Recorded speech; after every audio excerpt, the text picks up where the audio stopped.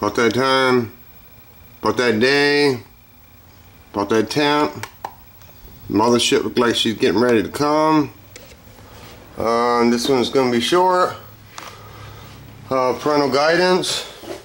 Let's festivities begin.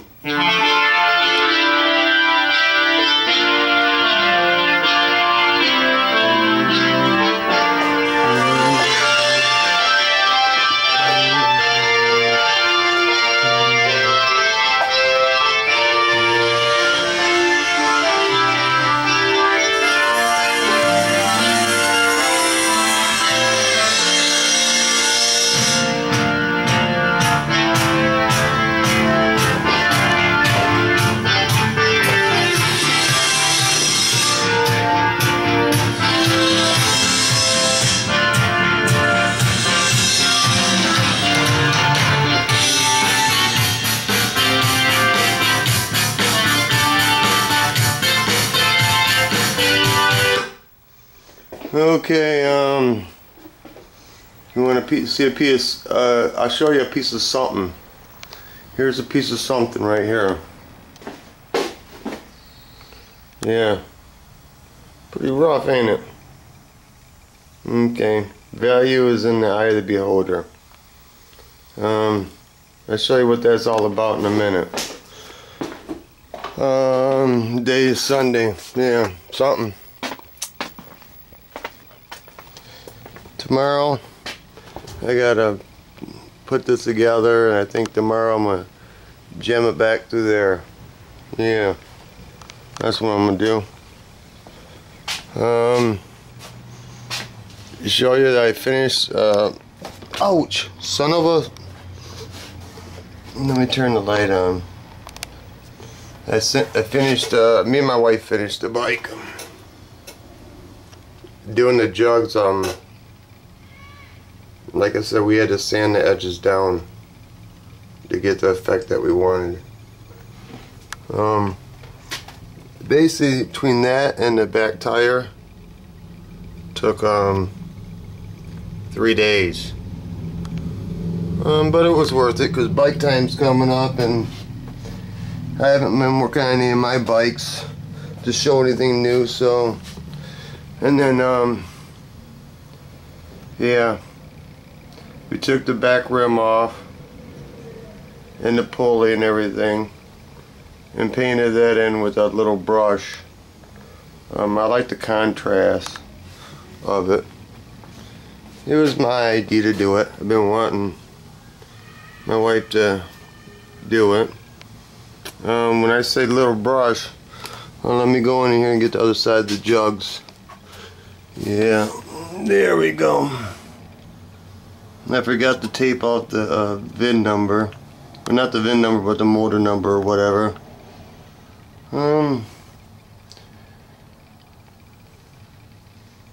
Yeah. And then the Alberta climber wanted to see my bike, and I'll show you in a minute. When I say brush, that's what I mean. Yeah, little touch-up brush, little kitty brushes. I buy them at, like, I don't know, whatever, pack or whatever, and I just throw them away. I don't clean them. I was talking to Alberto Climber on the phone, and he wanted to see it up close. See, all that is orange with red marble over it, and I had told Alberto Climber that most people don't notice, and I'll show you what I mean. See right there, that's silver metal flake with orange candy over it. And then when I did the red with the saran wrap, I didn't feel there was enough metal flake in it. So, see if I can get it to do it. I don't think it's doing it. I went back and I used a touch-up gun, and I blew in red metal flake where the red is. I don't know if it's picking it up. It's kind of hard. Maybe right there. I don't know. But anyway, I did do it.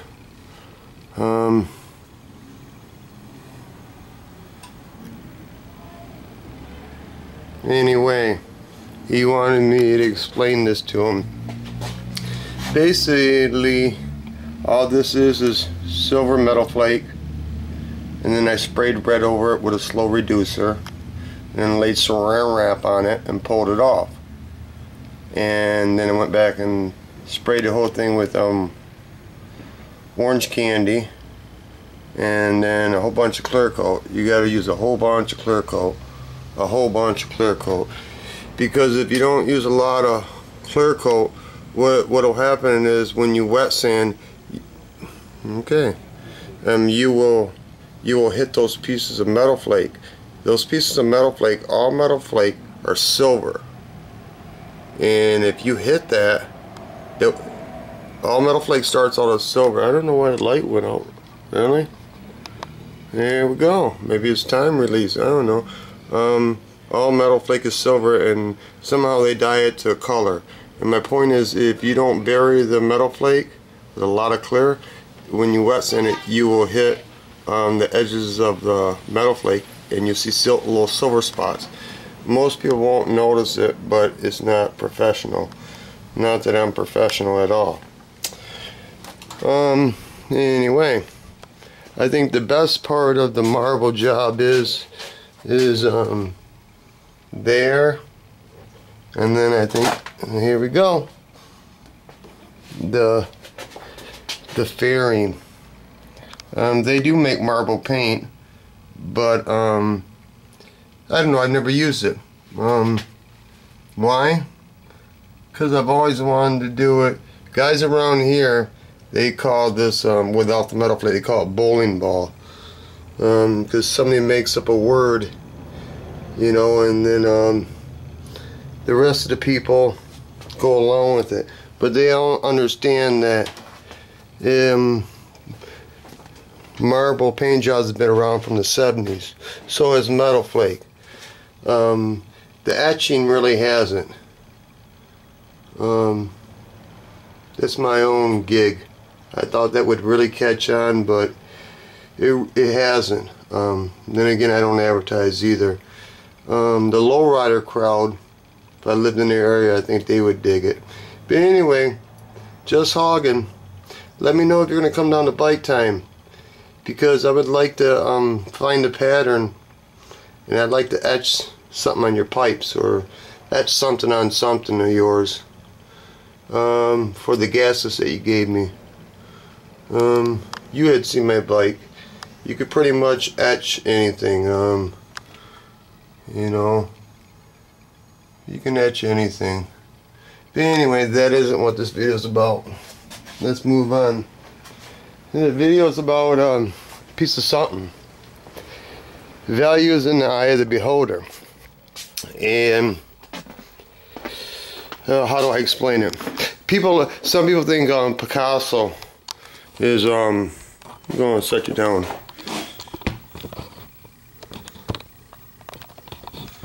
Okay, shot of my fat belly, that's nice. Okay, it's like this, people think Picasso is all that. I know his paintings are worth money. Do I think they're all that?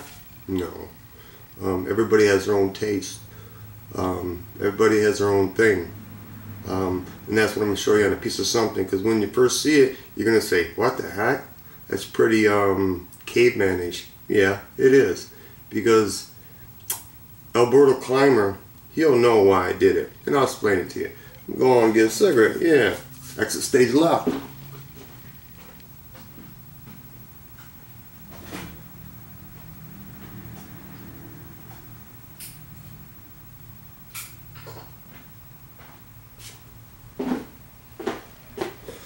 Okay, I'll tell you a little story.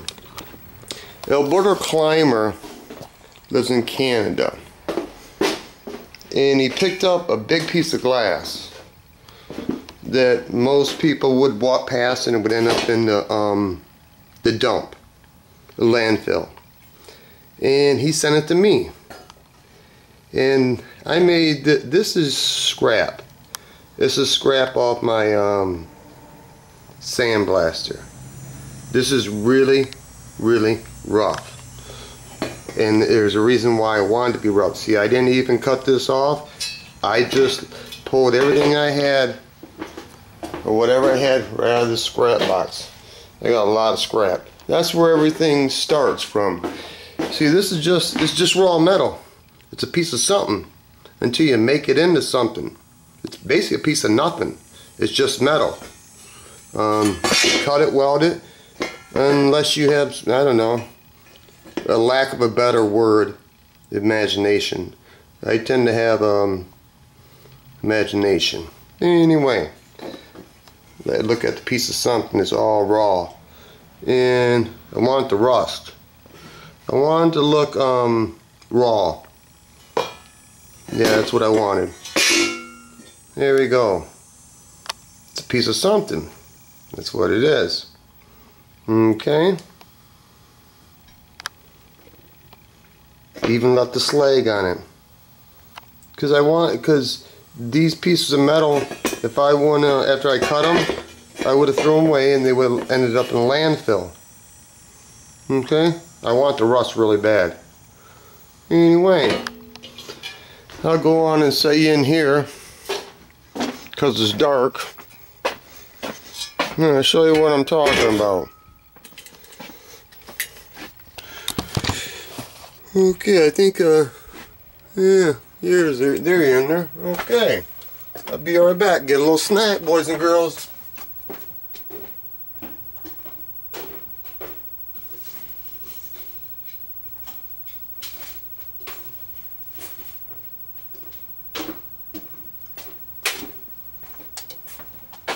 Are you still here?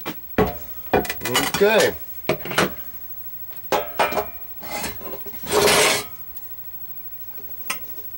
It's kind of like Beethoven 3.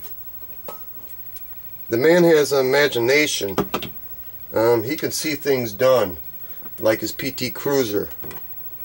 I'm not saying I'm in the same class. I'm just saying that everything that I use with this is, I don't know, it's nothing special. It's just stuff that would have ended up in a landfill. That's all. See, that was the piece of glass. And you see how thick it is? Alberta Climber said that I think it was out of a train station. And it reminded me of bulletproof glass. But anyway, make a long story short, he had sent it to me and he wanted me to etch my logo on it. And I've been waiting for his sticker. Because he's seen something. He didn't see a piece of broken glass. He has imagination. And because the glass is so, when I started thinking the glass is so, would have ended up in a landfill, because nobody's going to use that for anything. And then it gave me an idea, well, instead of making this pedestal really, really nice and stuff, just let it be part of a piece of something. And then this was his idea too. Let me go on and kill this.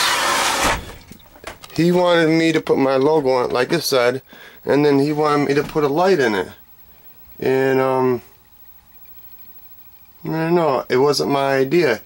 It started with his idea, and we just finished with mine. It's like this. It's an interpretation of what people interpretate when they see something. Some people see nothing. Some people see something. Like here it says motorsports. It did, and I didn't put it there. It's his logo, and I modified the W because that's what I see. Everybody sees things different. That's all. I don't know. I'm gonna ship that out tomorrow, but I realized the box ain't big enough, so I'm gonna have to find a box. Now I'm gonna see how many words really? I mean, oh, it's been 15 minutes. Jeez, oh Pete, we gotta cut this short. What do I got to say? Words of wisdom? I don't know. see, Just Hawkins got a new video. I haven't watched it yet. It's saved for later. The garage yesterday I showed you. That's been gnawing at me because that's one thing I want. But what are you gonna do? Some people got it. Some people just want it. Anyway, I'm going to kill this. Oh, before I go on, it's mine. Piece of oneself, piece of unearthed, rest of peace, piece of property, piece of puzzle, piece of the action, bigger fucking piece of the pie, piece of pizza, piece of pussy. When the big dogs get done fucking feasting, I want some bigger fucking crumbs.